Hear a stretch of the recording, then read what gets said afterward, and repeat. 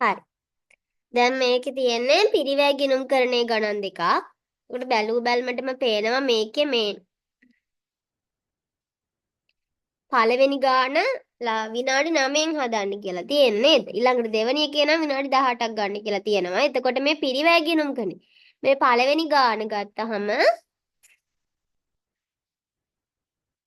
මේ පළවෙනි ගණන් වර්ගය ගත්තහම අර සමීකරණයටත් වඩා ලේසියෙන් අපිට ලකුණු ගන්න පුළුවන් ගාණක්. පළවෙනි ගාන කියලා කියන්නේ මේකේ තියෙන. සමීකරණයටත් වැඩිය ලේසියෙන්ම ලකුණු ටික ගන්න පුළුවන්. හැබැයි අපි මෙන්න මේ එක එක සූත්‍රය එක එක ගානට සූත්‍රය දැනගෙන ඉන්න ඕනේ. හරිද? ඒ කියන්නේ ආර්ථික ඇණවුම් ප්‍රමාණය හොයන සූත්‍රය. යලි ඇණවුම් මට්ටම හොයන සූත්‍රය. උපරිම තොග මට්ටම හොයන සූත්‍රය. ආනේ සූත්‍ර ටික දැනගෙන හිටියහම අපිට ලේසියෙන්ම මේකේ ලකුණු ගන්න පුළුවන්. හදන්න දෙයක් නැහැනේ. හරිද?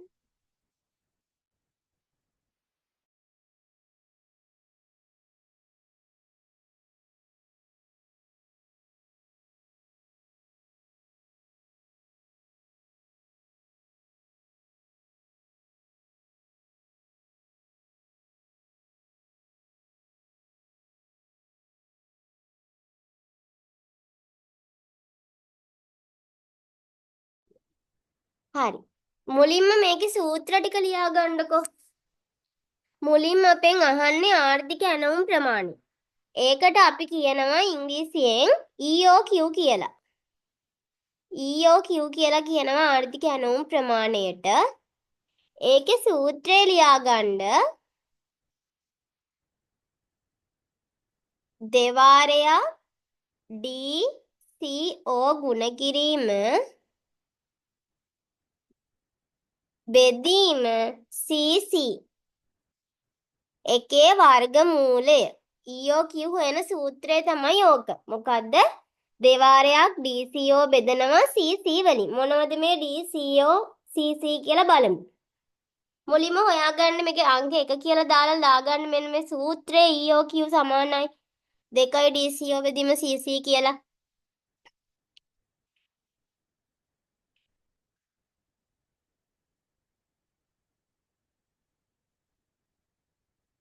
හරිද?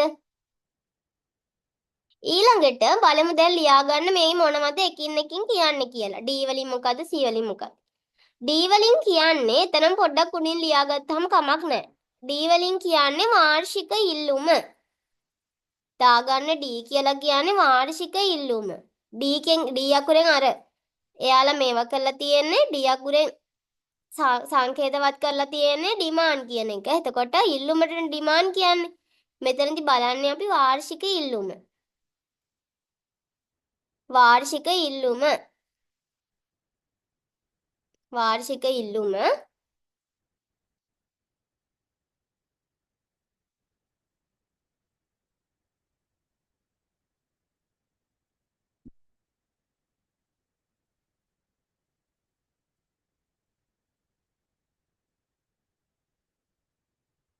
ඊළඟට CO කියලා කියන්නේ තොග ඇණවුම් කිරීමේ පිරිවැය.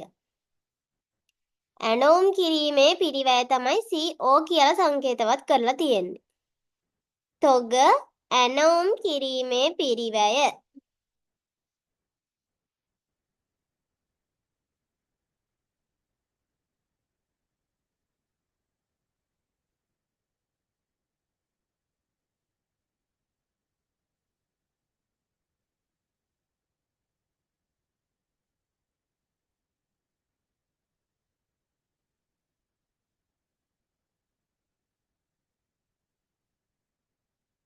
ඊළඟට CC කියලා කියන්නේ තොග ඒකකයක් තබා ගැනීමේ පිරිවැය.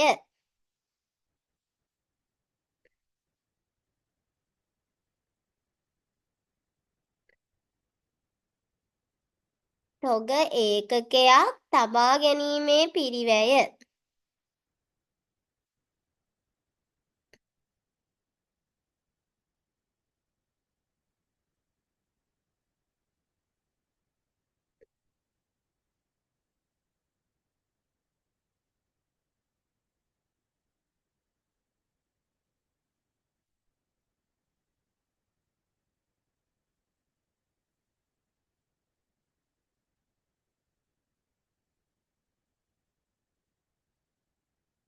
ඒ ටික ලියා ගන්න.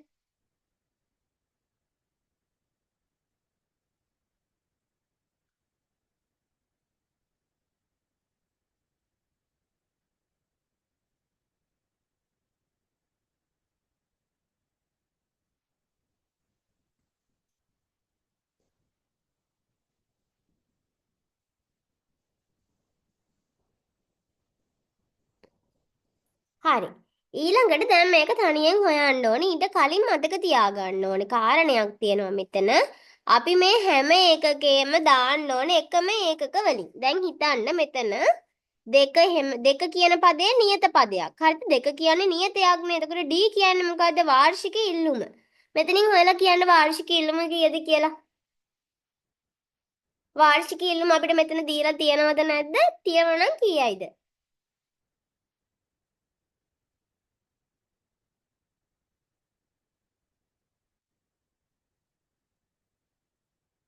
කීයයිද වාර්ෂික ඉල්ලුම?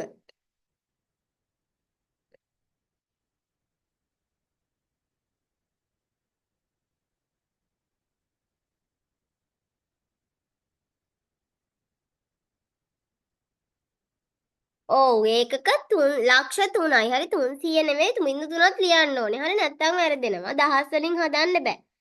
ලක්ෂ 3ක් නේද? ලක්ෂ 3ක් තමයි වාර්ෂික ද්‍රව්‍ය පරිභෝජනය. ඒක තමයි වාර්ෂික ඉල්ලුම.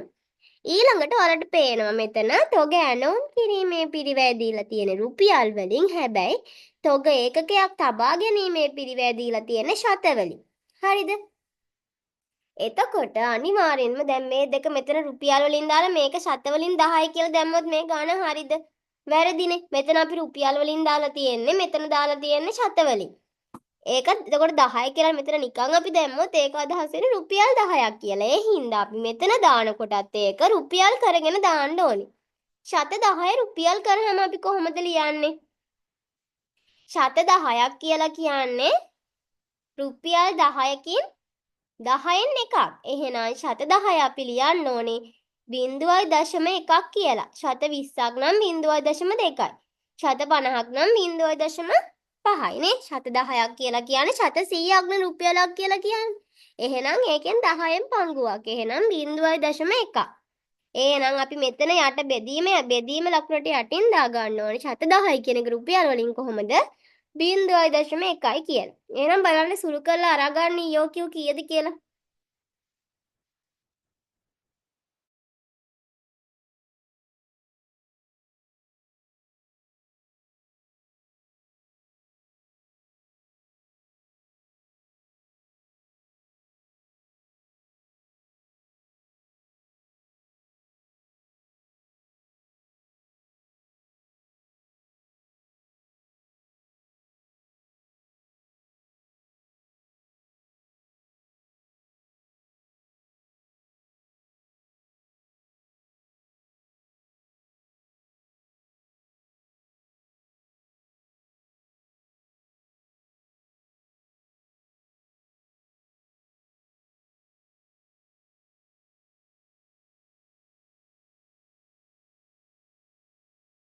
දීලා තියෙන පද ටික ආදේශ කරලා EOQ කීයද කියලා හොයලා දාන්න බලන්න.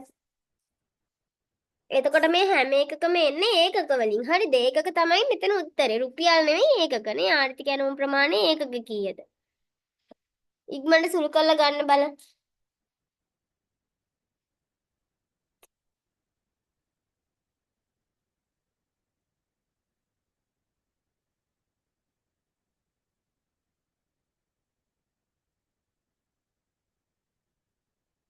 එතකොට කොහොමද ලියවෙන්න ඕනේ එක? දෙවාරයක් ලක්ෂ 3. වාර්ෂික ඉල්ලුම ලක්ෂ 3යි. ලක්ෂ 3 ගුණ කරන්න ඕනේ කීයෙන්ද අපි? තබා ගැනීමේ ඇණවුම් කිරීමේ පිරිවැය කීයද? රුපියල් 6යි. ඒක රුපියල් වලින්ම දාගන්නවා. ඊට පස්සේ තෝක තබා ගැනීමේ පිරිවැය එන්නේ ශත 10යි. ඒ කියන්නේ ඒක රුපියල් කරාම 0.1යි. මේක සම්පූර්ණ වර්ගමූලය තමයි ගන්න ඕනේ. මෙතන වර්ගමූලය හොයන්න එන සංඛ්‍යාව කීයද කියලා මට කියන්න. කීයේ වර්ගමූලයද එන්නේ? දෙවරක් ලක්ෂ 3 ගුණ කිරීම 6 බෙදීම 0.1 කැල්ලකින් ගන්න ඉක්මනට.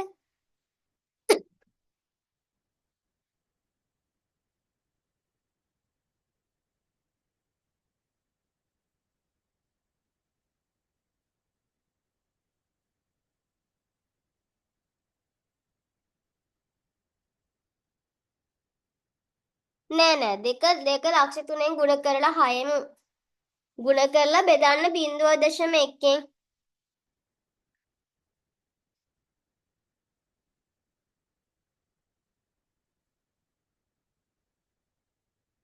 දශම ගාණක් නෙවෙයි එන්නේ එතකොට. කැලලකින් හදන්න.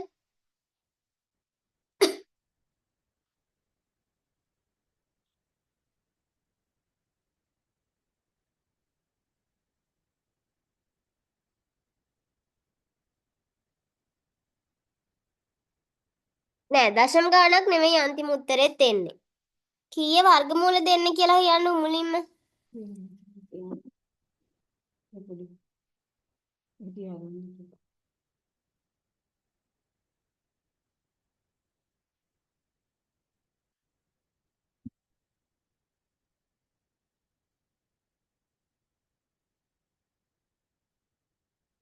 මේ දීලා තියෙන ටික සුළු කරන්න දෙක ගුණ කිරීම ලක්ෂ 3 ගුණ කිරීම 6 කියන එකේ උත්තරේ කීයද? ලක්ෂ 3 දෙකෙන් ගුණ කරාම ලක්ෂ 6යි ලක්ෂ 6 6න් ගුණ කරාම ලක්ෂ 36ක් එනව නේද උත්තරේ විදිහට. ඒක බෙදන්න 0.1න්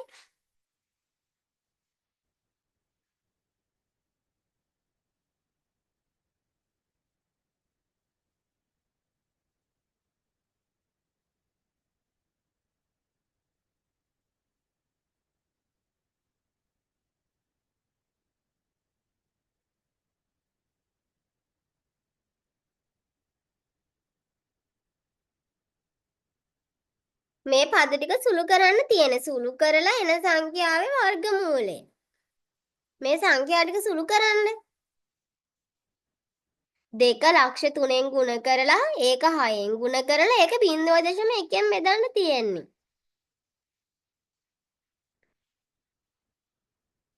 එතකොට එන සංඛ්‍යාව කීයද කියලා කැල්ලකින් ගන්න.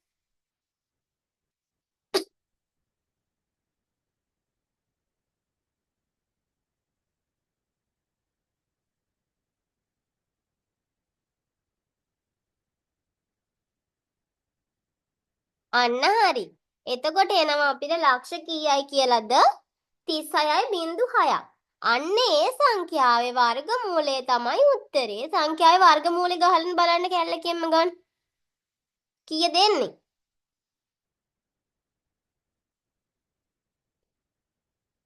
3610 වර්ගමූලය කීයද එන්නේ?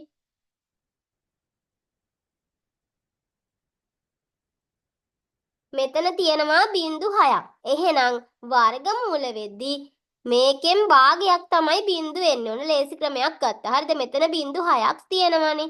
එහෙනම් වර්ගමූල වෙද්දී එතන 0.3යි ඉතිරි වෙන්නේ. ඊට පස්සේ අපි බලනවා 36 වර්ගමූල. 36 වර්ගමූල කීයද? 36 වර්ගමූල කීයද?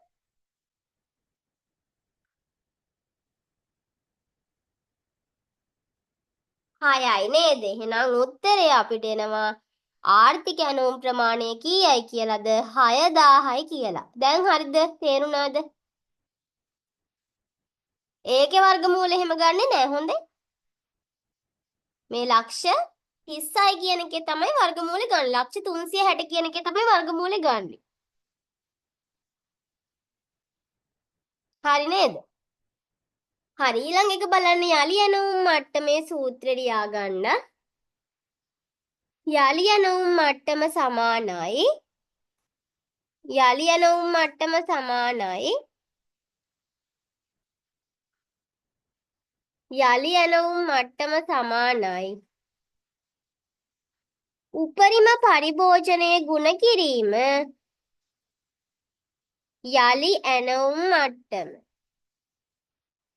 යලි ඇණවුම් මට්ටම සමානයි. උපරිම පරිභෝජනය ගුණ කිරීම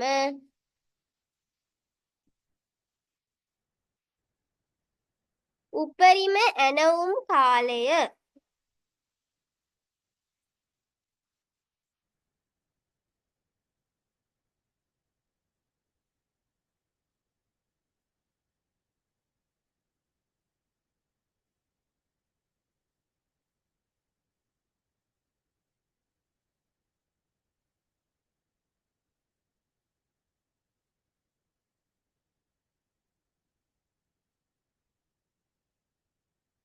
හරි. උපරිම පරිභෝජනය අපිට දීලා තියෙනවා කීයයි කියලාද බලන්න. දත්ත වලින් අරන් කියන්න උපරිම පරිභෝජනය කීයයි කියලාද අපිට දීලා තියෙන ගානේ?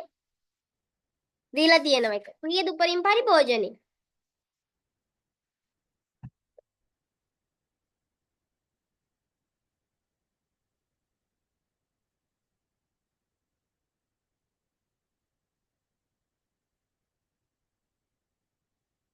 හාරදාහයි නේද? උපරිම පරිභෝජනය හාරදාහයි. උපරිම ඇනවුම් කාලය කීයද දීලා තියෙන්නේ අපිට? සති 6ක් කියලා නේද? සති 6යි. හැබැයි උපරිම පරිභෝජනය අපි ගත්තේ මාසෙකටනේ. අපි උපරිම පරිභෝජනය බැලුවේ මාසෙකට. එහෙනම් අපි උපරිම පරිභෝජනය බැලුවේ මාසෙකටනේ. එතකොට මේක 6න් ගුණ කරොත් වැරදි. එතකොට අපි ඒක ගුණ කරන්නේ සති ගානෙන්නේ. එහෙනම් අපි මේ සති ගාන මාස බවට පරිවර්තනය කරගන්නවා. මාසෙකට සති 4යිනේ. එතකොට 6 4ෙන් බෙදුවහම අපිට එනවා උත්තරේ කීයයි කියලාද? 1 භාගයක් 1.5යි කියලා. එතකොට මේ සති 6 කියන්නේ මාස නම් කොච්චරක්ද? මාස එකමාරක්. පැහැදිලිද ඒක? දැන් මෙතන අපි උපරිම පරිභෝජනය බැලුවේ මාසෙට හින්දා තමයි උපරිම ඇනුම් කාලයත් මාස වලින් ගන්න ඕනේ. උපරිම පරිභෝජනය මෙතන සතියකට දීලා තිබ්බනම් මේක මේ තියෙන ගානෙන්ම ගුණ කරන්න පුළුවන්. හැබැයි අපි උපරිම පරිභෝජනය බැලුවේ මාසෙකටනේ. ඒ හින්දා උපරිම ඇනුම් කාලයත් මාස වලින්ම දාන්න ඕනේ. තේරුණාද?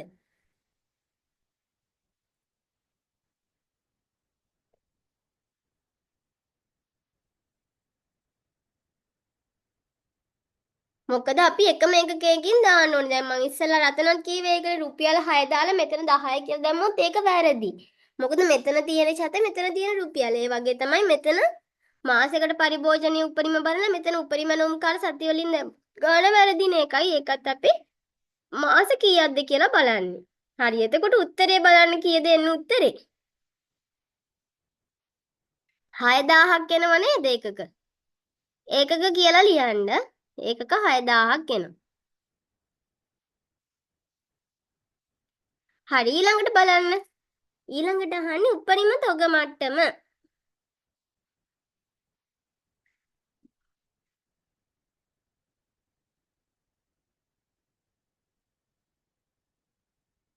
ලියන්න උපරිම තොග මට්ටම සමානයි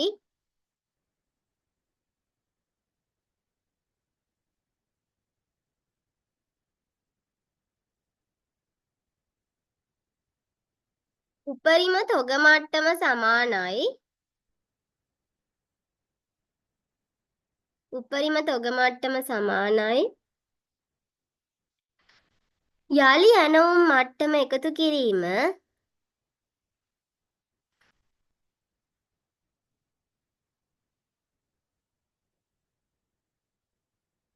යලි ඇනවුම් මට්ටම එකතු කිරීම යලි ඇනවුම් මට්ටම එකතු කිරීම යලි ඇනවුම් ප්‍රමාණය යලි ඇනවුම් මට්ටම එකතු කිරීම යලි ඇනවුම් ප්‍රමාණය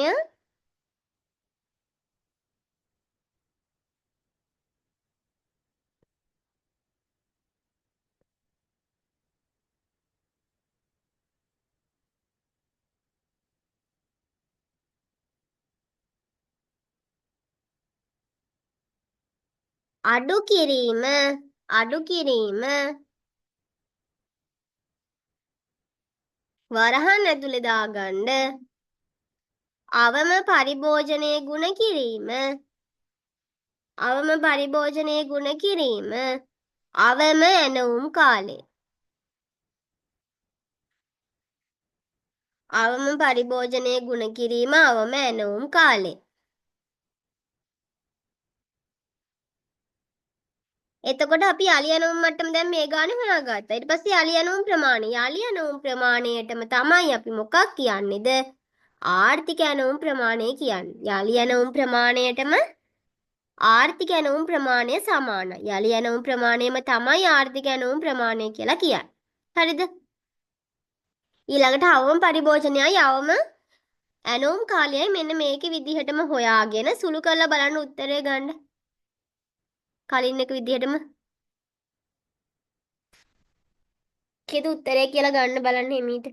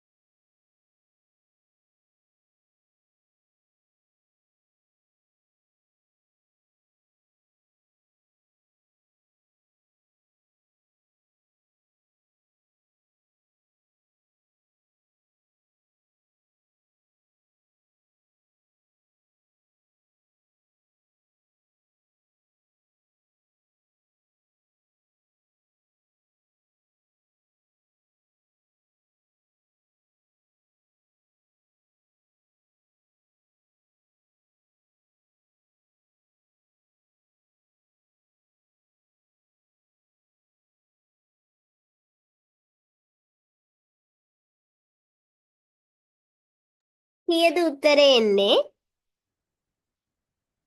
යලි ඇනවුම් මට්ටම දීලා තියෙනවා කීයයි කියලා බලමු.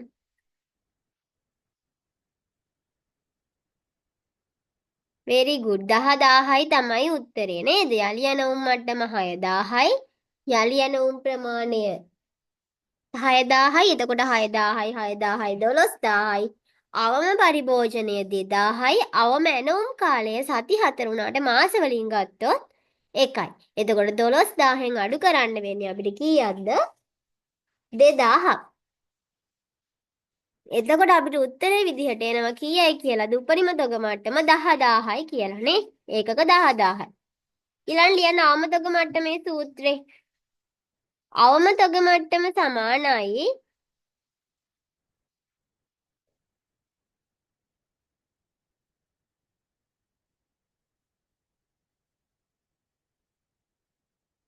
අවම තොග මට්ටම සමානයි අවම තොග මට්ටම සමානයි යලි ඇනවුම් මට්ටම අඩු කිරීම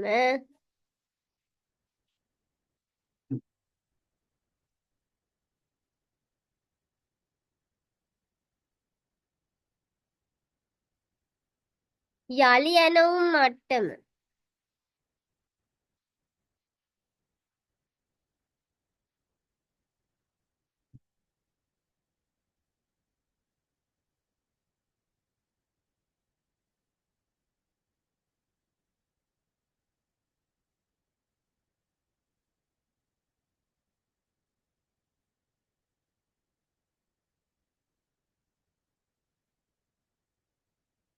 අඩු කිරීම සාමාන්‍ය පරිභෝජනයේ ගුණ කිරීම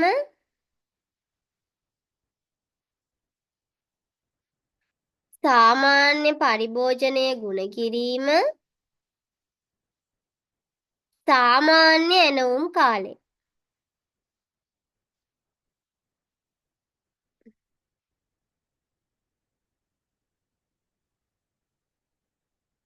එතකොට මේ සාමාන්‍ය පරිභෝජනයේ සාමාන්‍ය ඇනවුම් කාලය ගන්න කොහොමද අපි උපරිමයි අවමයි එක එකතු කරලා දෙකට බෙදනවා උපරිම පරිභෝජනය කීයද අවම පරිභෝජනය කීයද කියලා දෙක එකට එකතු කරලා දෙකෙන් බෙදුවහම එනවා අපිට සාමාන්‍ය කීයද කියලා උපරිමයි අවමයි දෙක එකට එකතු කරලා දෙකෙන් බෙදන්න. ඒකත් ගන්න බලන්න උත්තරේ.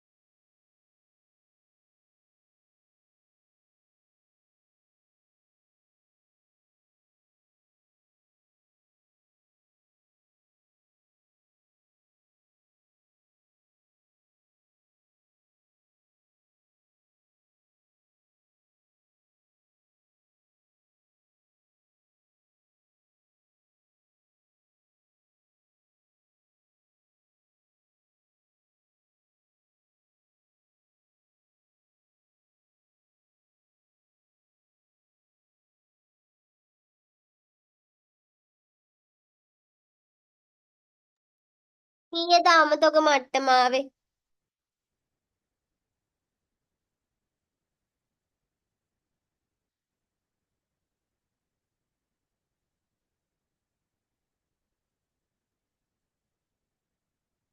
යාල යනවුම් මට්ටම කීයද? 6000යි.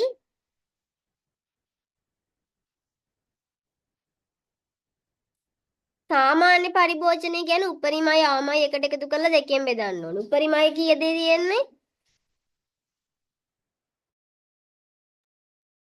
උපරිම තියෙන්නේ 4000යි යාම තියෙන්නේ 2000යි නේද? දෙකට එකතු කරාම 6000යි 6000 දෙකෙන් බෙදුවම 3000යි. ඇනවුම් කාලය කොහොමද ගන්නෙ? උපරිම ඇනවුම් කාලය කීයද අපිට ආවේ? මාස එකහමාරයි. අවම අපිට ආවේ මාස 1යි. එහෙනම් මාස එකහමාරයි මාස 1යි. එකට එකතු කරලා දෙකෙන් බෙදුවහම කීයද එන්නේ? මාස දෙකහමාරේ දෙකෙන් බෙදුවහම මාස 1.1.25යි. මාස 1යි 4න් එකක් නේ දෙන්නේ. මාස දෙකහමාර දෙකෙන් බෙදුවහම. එතකොට කීයද එන්නේ උත්තරේ සුළු කරාම?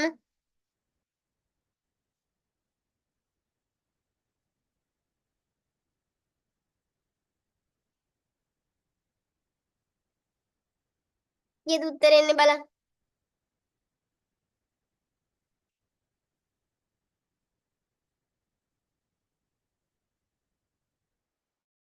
ඒ වගේ ගන්න බලන්න සාමාන්‍ය තොග මට්ටමක්.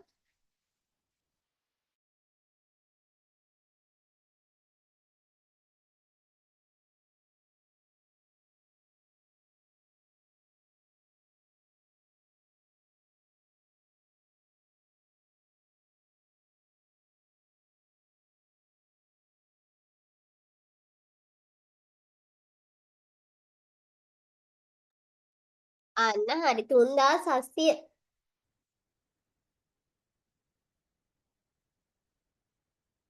3750ද උත්තරේට එන්නේ. මෙතන සුළු කරාමනේ 3750 එන්නේ. 6000න් අඩු කරන්න ඕනේ 3750. ඒතර උත්තරේ කීයද? 2250යි නේද අවමතක මට්ටම එන්නේ.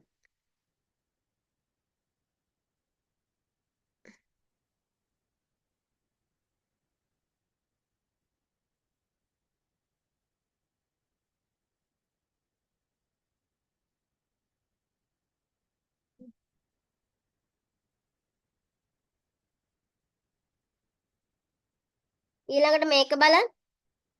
උපරිම තොග මට්ටම අපි කලින් හෙව්වා කීයයි කියලාද? 10000යි කියලා. අවමතක මට්ටම දැන් හෙව්වා 2250යි කියලා. 12250 දෙකෙන් බෙදුවහම එනවා කීයයි කියලාද උත්තරේ? 6125යි කියලා.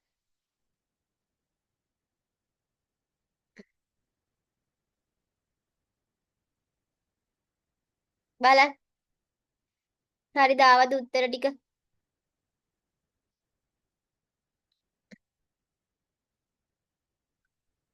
හරි නේද ඒ ගාන? එතකොට මේ සූත්‍ර ටික පාඩම් කරගන්න විතරයි ඕනේ නිකම්ම ලකුණු ටික ගන්න පුළුවන්. හරිද? සූත්‍ර ටික පොඩ්ඩක් පාඩම් කරගන්න වෙනවා.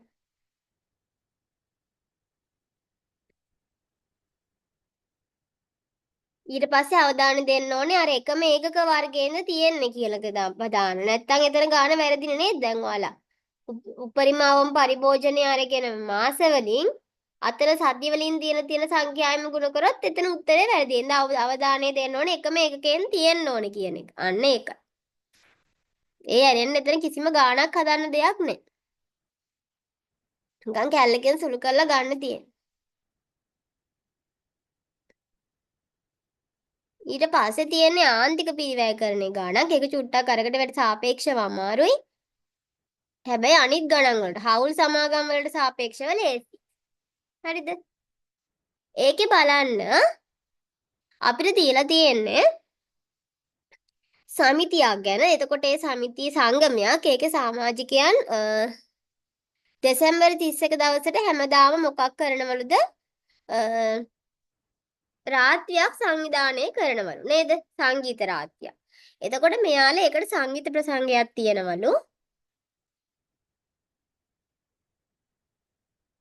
ඔව් රාත්‍රිය සංවිධානය කරන. එතකොට ඒකේ සමාජිකයන් 300ක්.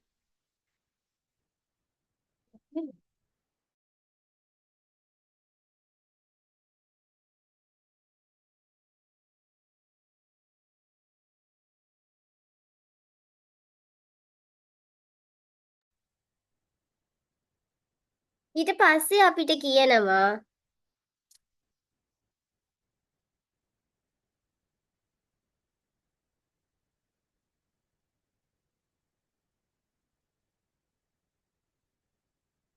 මොකක් කරනවා කියලා 31 රාත්‍රිය සංවිධානය කරනවා. සමාජිකයෝ 300ක් ඉන්නවා. රේගු නිලධාරීන් 50ක් ඉන්නවා. හරිද? ඔක්කොම 350ක් ඉන්නවා. ඊළඟට මේකේ වියදම් ටික දීලා තියෙනවා ඊට පස්සේ අපිට. ඊට පස්සේ අපෙන් අහන්නේ මොකද්ද? එක් සහභාගී වන්නෙකු මත දායකය මුළු පිරිවැය පමණක් ආවරණය කිරීමට සහභාගී වූ පුද්ගල සංඛ්‍යාව. ඊට පස්සේ ඔන්නෝම ප්‍රශ්න ගොඩක් අහනවා. හරි මුලින්ම අපිට හොයන්න තියෙන්නේ ඒකකයක දායකයෙක්. සහභාගී වෙන්නෙකු මත දායකය කියලා කියන්නේ මොකද්ද? ඒකක දායකය. ඒතර පළවෙනි එක දාලා